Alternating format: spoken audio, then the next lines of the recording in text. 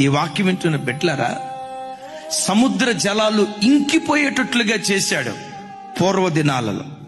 ఒకవేళ ఈ వాక్యం వింటున్న నీ బ్రతుకులో నీవు అనుభవిస్తున్న సమస్య సముద్రం అంత విస్తారంగా ఉందా?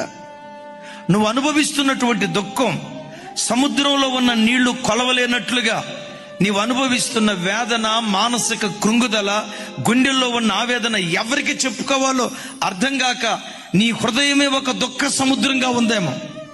సముద్రం ఎంత విస్తారంగా ఉంటుందో, విస్తారమైన సమస్యలు నా చుట్టూత ఆవరించేయ్యా, ఇదయ్యా నా పరిస్థితి అని ఒకవేళ ఎవరైనా కృంగిని స్థితిలో ఉంటే, పురాతన కాలాలలో యెహోవా బాహువు లేచినట్లుగా నీ విషయంలో లేస్తే సముద్రం లాంటి విస్తారమైన సమస్యలు కూడా క్షణంలో ఇంకిపోయేటట్లుగా దేవుడు కార్యం చేస్తాడు.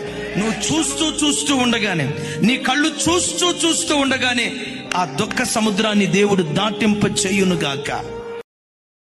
Download ShareChat.